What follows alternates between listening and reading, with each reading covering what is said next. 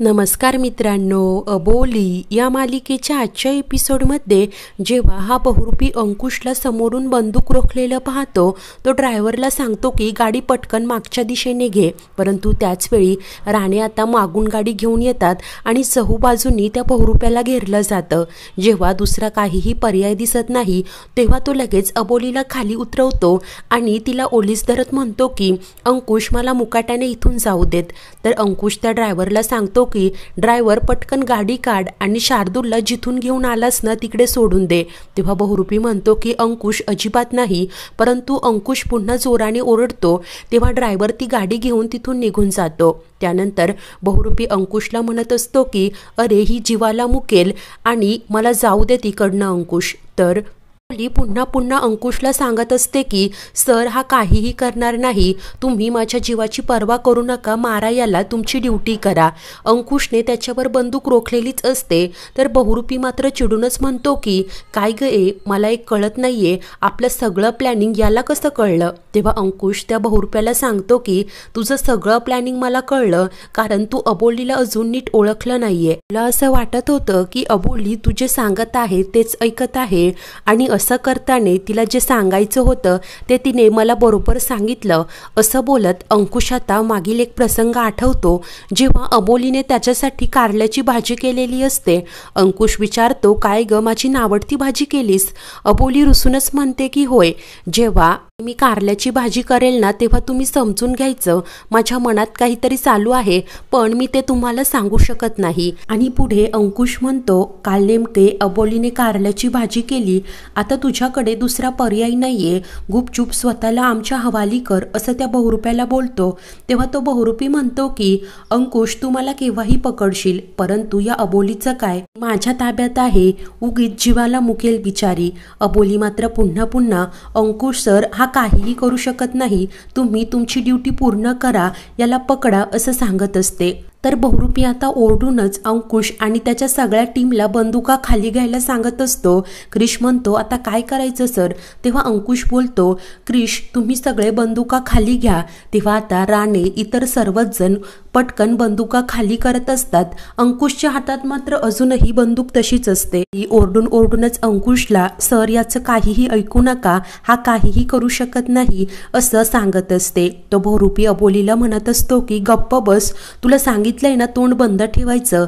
अंकुश आता बंदूक खाली ठेवण्याचं नाटक करतो आणि बहुरूपी जेव्हा अबोलीशी बोलत असतो तीच संधी साधून त्याची नजर चुकून पटकन त्याच्या पायाला गोळी मारतो. ती गोळी त्या बहुरूप्याच्या पायाला लागली जाते. तो जोरानेच किंचाळतो. तर अबोली पटकन बाजूला होते आणि अंकुशकडे येते. तो बहुरूपी मात्र तसाच तिथून पळ काढण्याचा प्रयत्न करतो. अंकुश क्रिशला म्हणतो की तू अबोलीला सांभाळ, मी आलोच, आणि लगेच त्याच्या मागे धाव घेतो. तर काही वेळानंतर अबोली घरी आलेली असते आणि ही सर्व हकीकत ती आजीला सांगत असते. नीता व शरद देखील घाबरूनच तिथेच बसलेले असतात. आजी अबोलीला म्हणते की अगं, तुझ्यासाठी चहा घेऊन गेले तर बघितलं या दोघांना बांधून ठेवलं होतं. तेव्हापासून मला नुसती धाकधूक. आणि अबोली, आपल्याला कळलं कसं नाही ग हे सगळं? अबोली आजीला शांत करत म्हणते की आता काळजीचं काही कारण नाहीये, त्या बहुरूप्याला पकडलंय अंकुश सरांनी. तर आता तेव्हा नीता व शरदच्या जीवात जीव येतो आणि नाटकं करत अबोलीला म्हणत असतात की अबोली, खरंच थँक्यू ग, आज तुझ्यामुळे आमचा सगळ्यांचा जीव वाचला. नंतर अबोली खूप टेन्शनमध्ये असते आणि आजीला म्हणते की अगं, अंकुश सरांचा फोन लागत नाहीये, पहाटेपासून त्यांचा काहीच पत्ता नाहीये. इतक्यात अंकुश अबोली असा आवाज देत घरी येतो. त्याला पाहताच अबोली लगेच त्याला घट्ट मिठी मारते. तर आजी म्हणते की काय रे अंकुशा, पकडलंस का त्याला? तेव्हा अंकुश म्हणतो की नाही आजी, अंधाराचा फायदा घेऊन तो पळून गेला, परंतु मी त्याच्या पायाला गोळी मारलीये. आता फार काळ तो आमच्यापासून लपून नाही राहू शकत. तेव्हा राघू म्हणते, बरं झालं, परंतु फक्त आता ना तो बहुरूपी लवकरात लवकर पकडायला हवा. अंकुश म्हणतो, होय राघू, काळजी करू नकोस. तर तितक्यात शार्दूल डॅडा असा आवाज देत अंकुशकडे येतो. अंकुश प्रेमानेच त्याला उचलून घेतो आणि त्याचे पापे घेत असतो. तर शार्दूल म्हणतो, डॅडा, ते अंकलना मला आधी चांगले वाटले, परंतु नंतर ना खूप बॅडसारखं वागत होते ते. तेव्हा अंकुश म्हणतो हो ना, पण आता काळजी करू नकोस, डॅडा आलाय ना आणि आता तुला कोणीच माझ्यापासून वेगळं नाही करू शकत. अबोली आता हसतच तिथून जायला लागते. अंकुश लगेच तिचा हात पकडतो आणि अबोलीला उद्देशून आता कोणीच तुला माझ्यापासून वेगळं करू शकणार नाही असं म्हणतो. तेव्हा अबोली प्रेमानेच त्याच्याकडे पाहत राहते आणि तितक्यात अंकुशला कुणाचा तरी फोन येतो. तो धक्क्यानेच काय असं उद्गारतो आणि त्यानंतर अबोलीला सांगतो की तो बहुरूपी गेला, हायवेवर त्याची डेड बॉडी मिळाली आहे.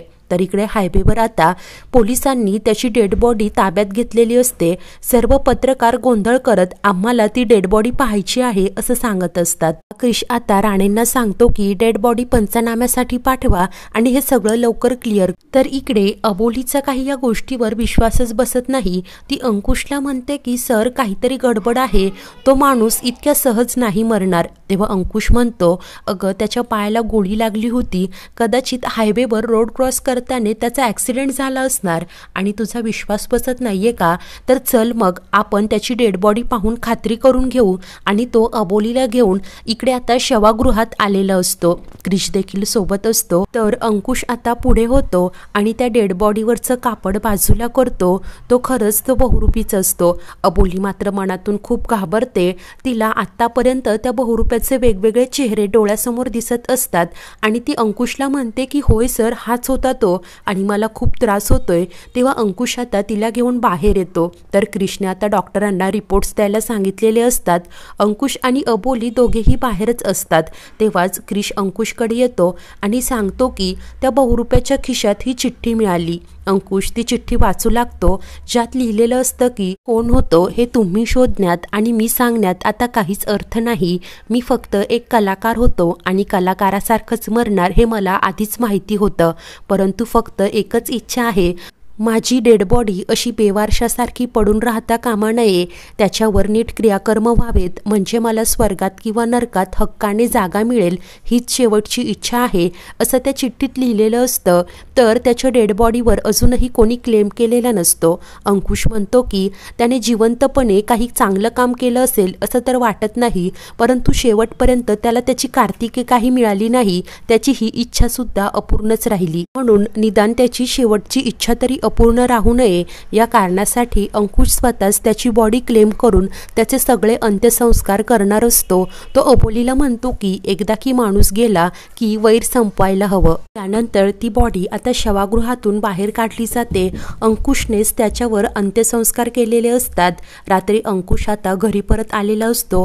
बाहेरच बाकावर बसलेला असतो. अबोली आता त्याच्यासाठी चहा घेऊन येते आणि अबोलीच्या चेहऱ्याकडे पाहून अंकुश म्हणतो काय झालं, काही टेन्शन आहे का. तेव्हा अबोली सांगते की सर तो बहुरूपी तर गेला, परंतु अनेक प्रश्न मागे सोडून गेला. इतके दिवस आपल्या आयुष्यात वादळ आणणारा माणूस अचानक कसा शांत झाला या गोष्टीवर माझा विश्वासच बसत नाहीये. तो कोण होता, काय होता, त्याचा हेतू काय होता, काहीच माहिती नाही. मुळात ज्या कार्तिकीसाठी तो तुमच्या जीवावर उठला होता ती कार्तिकी नेमकं कोण होती आणि त्याचा व तिचा काय संबंध होता हे काहीच माहिती नाहीये आपल्याला. साधं त्याचं नावही माहिती नाही. तो आला आणि आपल्याला असंख्य प्रश्नांच्या चक्रव्यूहामध्ये सोडून गेला. अबोली आता खूपच बेचैन होत अंकुशला सांगते. तेव्हा अंकुश म्हणतो की तो गेलाय त्यामुळे आपल्या कुटुंबावरचं या चाळीवरचं संकट टळलं, परंतु या सगळ्यात पल्लवीचा नाहक बळी गेला. खूप दुर्दैवी अंत झाला तिचा, परंतु आता तो गेलाय त्यामुळे तू टेन्शन घेऊ नकोस असं म्हणत तिची समजूत काढत असतो. ती म्हणते की सर तुमच्यासाठी सुद्धा ही केस अजून क्लोज झाली नाहीये ना, त्या कार्तिकीबद्दल किंवा बहुरूप्याबद्दल काहीही कळलं तर मला सांगा. तेव्हा अंकुश म्हणतो की होय अबोली, आणि मला असं वाटतंय की तू आता अतिविचार करत आहे त्यामुळे जरा शांत हो असं बोलत तिला रिलॅक्स करतो. त्यानंतर काही वेळाने आजी अबोलीला सांगून मंदिरात जाते. अबोली घरी एकटीच असते आणि ती स्वयंपाक करत असते. त्यानंतर अचानक तिला काहीतरी आठवतं. तेव्हा ती आतल्या खोलीत जाते आणि तिची नजर तिथेच असलेल्या टेबलवरील त्या बहुरूप्याच्या अनेक कात्रणावर पडते. तिथेच त्याची एक राजाच्या वेशातील फ्रेम देखील असते. अबोली आता ती फ्रेम हातात घेऊन निरखून तिच्याकडे पाहतच असते आणि त्याचवेळी अचानक तिला मागून बहुरूप्याचा भास होतो. तो बहुरूपी येऊन अबोली मी आहे असं बोलतो. अबोली घाबरून जेव्हा मागे कळते तेव्हा तो नाहीसा झालेला असतो। अबोली खूपच घाबरते, तिच्या हातातील ती फ्रेम तशीच खाली पडून फुटते। तर पुढील भागात गेलेले असतात। अबोली खूप घाबरलेली असते। जोरजोराने दरवाजा ठोठावत दार उघडा असं बोलून जेव्हा ती बाहेर चाळीत धावत येते, चाळीत देखील लाईट गेलेली असतात। अबोली मात्र खूपच घाबरलेली असते आणि तिला बहुरूप्याचा आवाज ऐकू येत असतो। अशाच नवीन भागांच्या अपडेटसाठी आपल्या चॅनलला नक्की सबस्क्राईब करा। धन्यवाद।